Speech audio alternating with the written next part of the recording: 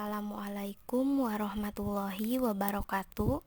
Salam sejahtera bagi kita semua. Perkenalkan, kami dari kelompok 11 ingin mempresentasikan mengenai materi perencanaan bahasa. Adapun yang menjadi anggota kelompok 11 yaitu yang pertama Dewi Nurmala dengan NPM 082, yang kedua Cintari Elma Fitriani dengan NPM 041, yang ketiga Hasri Febriani Hidayat Putri dengan NPM 153, yang keempat saya sendiri Nur Lutfia dengan NPM 047, dan yang kelima atau terakhir yaitu Koryotul Aini dengan NPM 202. Di sini saya Nur Lutfia sebagai pemateri yang pertama yaitu pembahasan.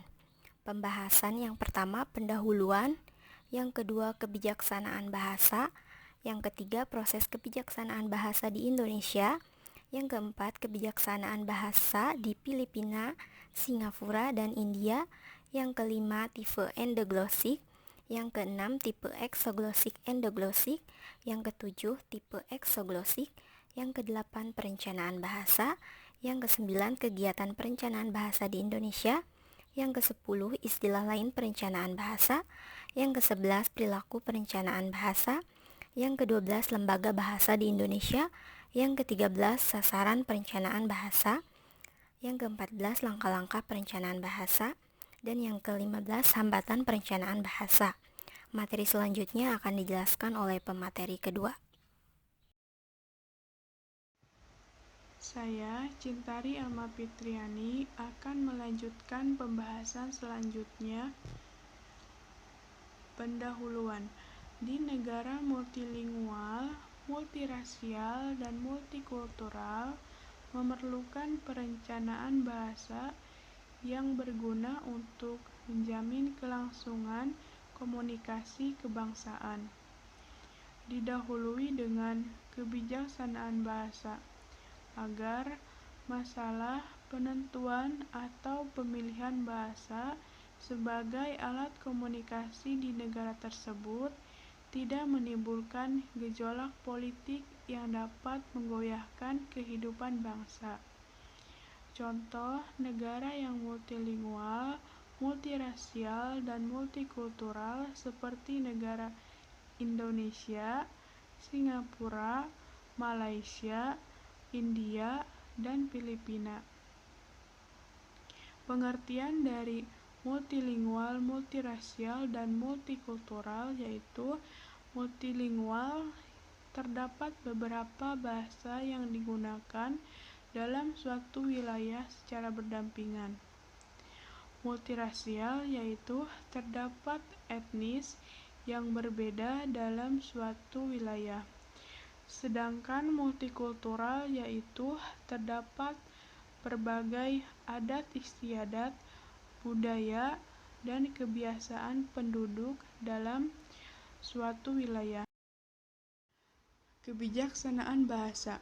Kebijaksanaan bahasa memiliki pengertian suatu pertimbangan konseptual dan politis yang berguna untuk memberikan perencanaan, pengarahan, dan ketentuan-ketentuan yang dipakai sebagai dasar pengolahan masalah kebahasaan yang dipakai oleh suatu bangsa.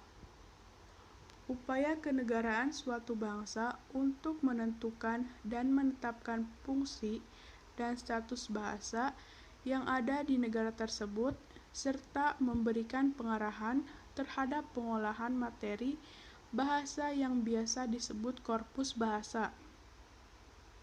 Yang termasuk dalam korpus bahasa yaitu fonologi, morfologi, sintaksis, kosakata, serta sistem semantik. Tujuan kebijaksanaan bahasa yaitu dapat memajukan suatu bangsa dan dapat berlangsungnya komunikasi kenegaraan dan komunikasi intrabangsa dengan baik tanpa menimbulkan gejolak sosial dan emosional yang mengganggu stabilitas bangsa. Proses kebijaksanaan bahasa di Indonesia. Secara politis, Di Indonesia terdapat 3 buah bahasa, yaitu Bahasa Nasional Indonesia, Bahasa Daerah, dan Bahasa Asing. Pemimpin perjuangan Indonesia telah menggunakan bahasa Melayu sejak berabad-abad lalu dan telah digunakan secara luas sebagai lingual franca di seluruh Nusantara, dan sistemnya cukup sederhana. Pemimpin perjuangan Indonesia menetapkan bahasa Melayu menjadi bahasa Indonesia pada 28 Oktober 1928. Peristiwa diangkatnya bahasa Indonesia dalam Ikrar Sumpah Pemuda tidak menimbulkan protes atau reaksi negatif. Penetapan bahasa Indonesia menjadi bahasa negara dalam UUD 1945 tidak menimbulkan masalah. Kebijaksanaan bahasa berjalan mulus dengan ditetapkannya bahasa Indonesia sebagai bahasa nasional dan bahasa negara, sebagai lambang kebangsaan nasional dan alat komunikasi nasional. Bahasa daerah sebagai lambang kedaerahan dan alat komunikasi intrasuku. Bahasa asing sebagai alat komunikasi antar bangsa dan penambah ilmu pengetahuan. Pembahasan selanjutnya yaitu kebijaksanaan bahasa di Filipina, Singapura, dan India. Dalam negara Filipina, ketika merdeka, mereka menyatakan salah satu bahasa daerah, yakni bahasa Tanggalong sebagai bahasa nasional yang diberi nama bahasa Filipino. Warga Filipina tidak menerima dengan gembira, karena bahasa Tanggalong belum digunakan secara luas. Hingga kini, bahasa Filipina belum dapat dilakukan untuk berkomunikasi kenegaraan dan antar suku masih menggunakan bahasa Inggris di seluruh wilayah Filipina. Selanjutnya negara Singapura. Pemerintah Singapura melakukan kebijaksanaan bahasa dengan membedakan bahasa nasional dan bahasa resmi. Bahasa nasionalnya yaitu bahasa Melayu, menjadi lambang kenasionalan negara seperti dalam lagu kebangsaan, aba-aba kemiliteran, dan slogan-slogan. Bahasa resminya bahasa Melayu, bahasa Mandarin, bahasa Tamil, bahasa Inggris. Namun, bahasa Inggris penggunaannya paling tinggi. Selanjutnya yaitu negara India. Bangsa India menetapkan satu bahasa nasional yaitu bahasa Hindi dan bahasa Inggris, serta sejumlah bahasa resmi kedaerahan. Perencanaan bahasa dikenal adanya negara dengan tipe endoglosik, tipe eksologik endoglosik, dan tipe eksiologik. Tipe endoglosik yaitu negara yang menjadikan bahasa asli pribumi sebagai bahasa kenegaraan. Tipe eksologik endoglosik yaitu negara yang sebagian memiliki bahasa asli pribumi dan sebagian lainnya bahasa luar.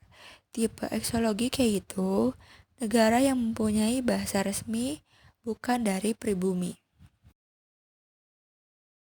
Tipe endoglosik. Yang pertama yaitu negara Indonesia dengan menggunakan bahasa Indonesia sebagai bahasa nasional. Selanjutnya menggunakan bahasa Indonesia sebagai bahasa resmi kenegaraan dan tidak memiliki bahasa resmi kedaerahan. Yang kedua, negara Malaysia dengan menggunakan bahasa Malaysia sebagai bahasa nasional dan menggunakan bahasa Malaysia sebagai bahasa resmi kenegaraan dan tidak memiliki bahasa resmi kedaerahan. Yang ketiga yaitu Thailand. Tidak memiliki bahasa nasional tetapi menggunakan bahasa Thailand sebagai bahasa resmi kenegaraannya dan tidak memiliki bahasa resmi kedaerahan. Yang keempat, Belgia. Dengan tidak memiliki bahasa nasional, namun memiliki bahasa resmi kenegaraan yaitu bahasa Belanda, dan tidak memiliki bahasa resmi kedaerahan.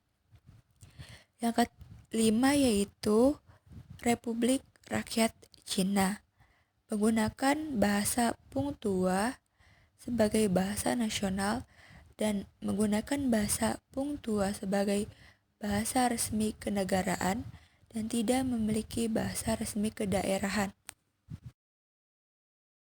Tipe eksologik endoglosik. Yang pertama yaitu negara Filipina dengan bahasa nasional bahasa Filipino 1, bahasa resmi kenegaranya Filipino, Inggris, dan Spanyol 2, dengan tidak memiliki bahasa resmi kedaerahan.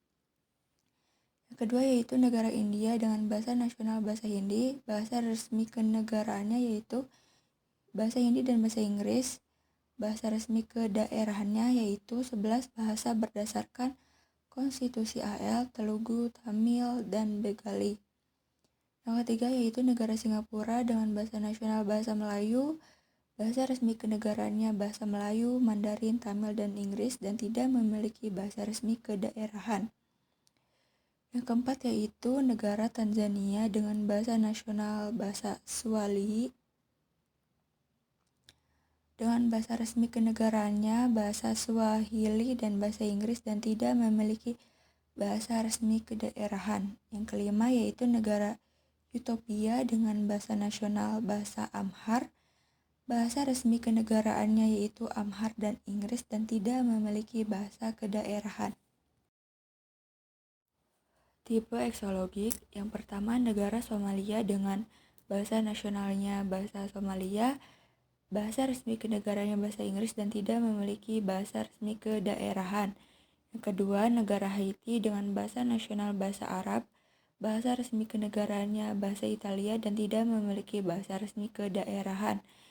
Yang ketiga yaitu negara Senegal dengan bahasa nasionalnya bahasa Kreol, bahasa resmi kenegaraannya bahasa Prancis dan tidak memiliki bahasa resmi kedaerahan.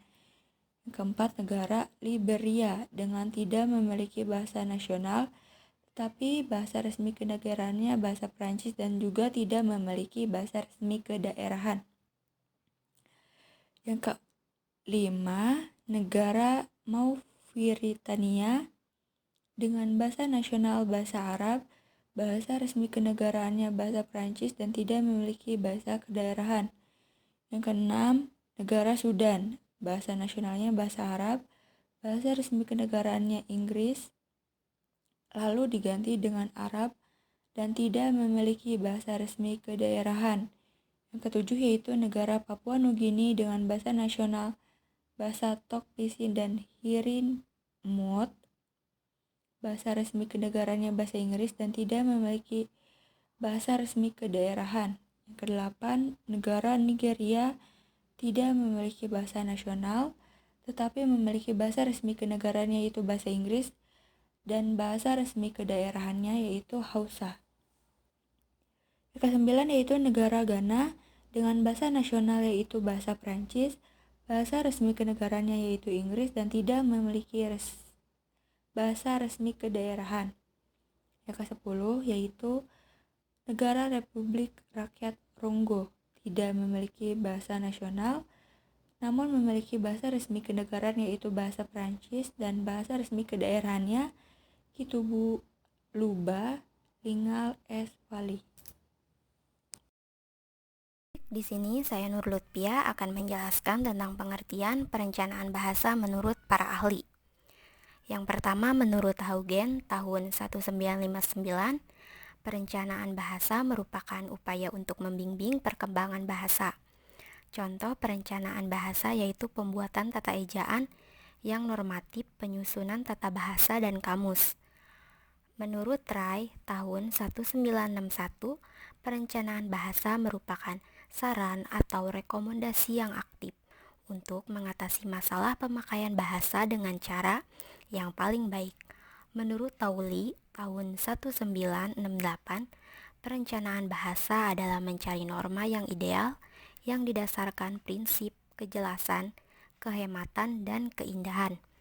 Menurut Jarnud dan Dasgupta tahun 1971, perencanaan bahasa adalah kegiatan politis dan administratif untuk menyelesaikan persoalan bahasa di dalam masyarakat. Menurut Gurman tahun 1973, perencanaan bahasa adalah tindakan koordinatif yang diambil untuk memilih, mengkodifikasikan, serta mengembangkan aspek tata ejaan, tata bahasa, dan leksikon, dan menyebarkan bentuk-bentuk yang disetujui itu di dalam masyarakat. Selanjutnya, kegiatan perencanaan bahasa di Indonesia. Tahun 1901, Van Ophuijsen menyusun ejaan Melayu atau Indonesia. Tahun 1908 berdirinya Commissie voor de Volkstaal. Tahun 1917, Commissie voor de Volkstaal berubah nama menjadi Balai Pustaka. Tahun 1928, Ikrar Sumpah Pemuda. Tahun 1938, Kongres Bahasa 1 tahun di Kota Solo. Tahun 1941, zaman pendudukan Jepang terdapat Komisi Bahasa Indonesia. Tahun 1948, Alis Jahbana menerbitkan majalah Pembina Bahasa Indonesia. Selanjutnya akan dijelaskan oleh pemateri selanjutnya. Perkenalkan, saya Dewi Nurmala akan menjelaskan pembahasan selanjutnya mengenai istilah lain perencanaan bahasa. Terdapat 4 istilah lain dari perencanaan bahasa. Pertama, language engineering. Ali Syahbana memiliki istilah lain dari perencanaan bahasa atau language planning, yakni language engineering. Cita-cita Ali Syahbana dalam language engineering yaitu pengembangan bahasa yang teratur dalam konteks perubahan sosial, budaya, dan teknologi yang lebih luas. Miller, 1950, language engineering merupakan kegiatan penciptaan bahasa internasional untuk komunikasi penerbangan, pengubahan tata ejaan, pengembangan kosakata khusus, pembakuan bahasa, dan penerjemahan. Springer, 1956, language engineering yaitu usaha pengaksaraan bahasa dan pembakuan bahasa yang belum baku sepenuhnya. Kedua, global politics. Hall, 1951, mengacu pada penerapan linguistik pada kebijaksanaan pemerintah dalam penentuan sarana komunikasi yang paling cocok. Ketiga, language reform.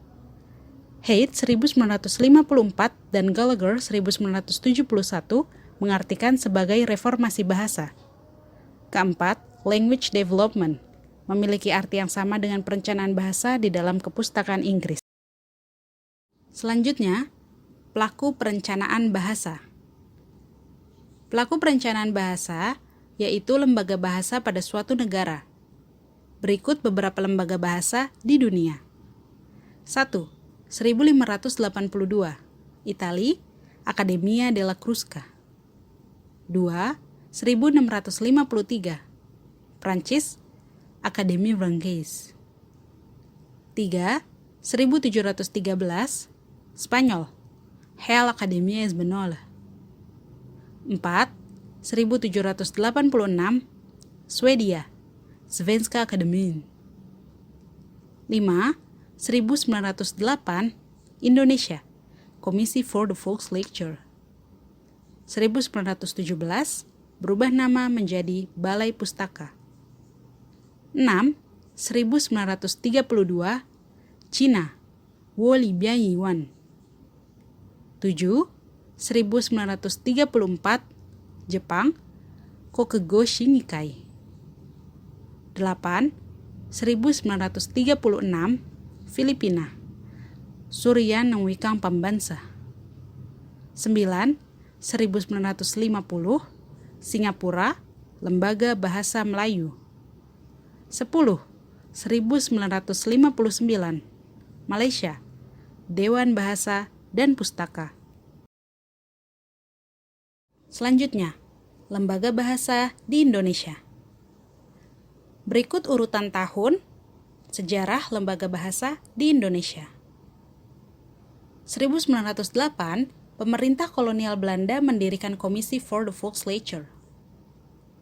1917, berubah nama menjadi Balai Pustaka. Lembaga ini dengan majalahnya yaitu Sari Pustaka, Panji Pustaka, dan kejawen dianggap sebagai perencanaan dan pengembangan bahasa. 1942, pemerintah kedudukan Jepang membentuk 2 komisi bahasa Indonesia di Jakarta dan Medan. Komisi tersebut ditugaskan untuk mengembangkan bahasa Indonesia lewat pembentukan istilah keilmuan, penyusunan tata bahasa baru, dan penentuan kata pungutan baru. 1947, pemerintah Republik Indonesia membentuk Panitia Pekerja Bahasa Indonesia dengan tugas mengembangkan peristilahan, menyusun tata bahasa sekolah, dan menyiapkan kamus baru untuk keperluan pengajaran bahasa Indonesia di sekolah. 1948, panitia tersebut diganti dengan Balai Bahasa sebagai bagian dari Kementerian Pendidikan, Pengajaran, dan Kebudayaan. 1 April 1975 diresmikan lembaga bahasa yang dinamakan Pusat Pengembangan dan Pembinaan Bahasa. Tahun 2000 berubah nama menjadi Pusat Bahasa. Saya Sri Febriana Hidayat Putri. Di sini saya akan melanjutkan materi yaitu sasaran perencanaan bahasa. Yang pertama ada pembinaan dan pengembangan bahasa. Pembinaan di bidang pengajaran dan penyuluhan bahasa, pengembangan sandi bahasa di bidang pengaksaraan, peristilahan, dan pemekaran ragam wacana. Yang kedua, halayak di dalam masyarakat yang diharapkan akan menerima dan menggunakan saran yang ditetapkan. Diarahkan pada golongan penutur asli dan bukan penutur asli. Kepada yang masih bersekolah, guru, seluruh jenjang pendidikan, kelompok di bidang komunikasi media massa, dan juga seluruh kelompok masyarakat.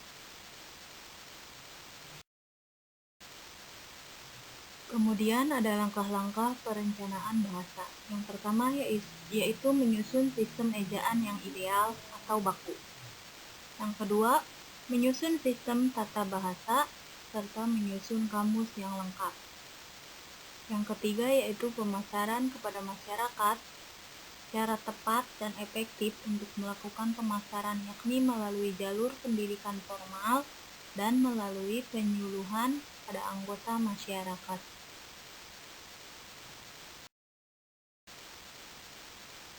Kemudian ada hambatan dalam perencanaan bahasa. Yang pertama yaitu perencanaan yang kurang tepat. Contohnya yaitu pengambilan kebijakan yang keliru. Yang kedua, masalah dari pemegang kebijakan. Contohnya yaitu sikap atau perbedaan pendapat di dalam atau di luar bidang bahasa. Yang ketiga, masalah dari kelompok sosial. Contohnya yaitu kurang memberikan contoh yang baik atau yang kurang baik. Yang keempat yaitu sikap bahasa para penutur. Contohnya tidak berhasil menghidupkan bahasa. Yang terakhir yaitu dana dan keterangan. Contohnya kurangnya dana atau ketenagaan. Cara menghadapi hambatan tersebut yaitu dengan rutin diadakan evaluasi keberhasilan perencanaan bahasa dan akan berlangsung secara terus-menerus karena bahasa bersifat dinamis. Serta masyarakat terus tumbuh dan berkembang sehingga tidak ada kepastian dari ujung permasalahan dalam kebahasaan. Sekian dari kelompok kami, kurang lebihnya mohon maaf. Wabillahi taufiq wal hidayah. Wassalamualaikum warahmatullahi wabarakatuh.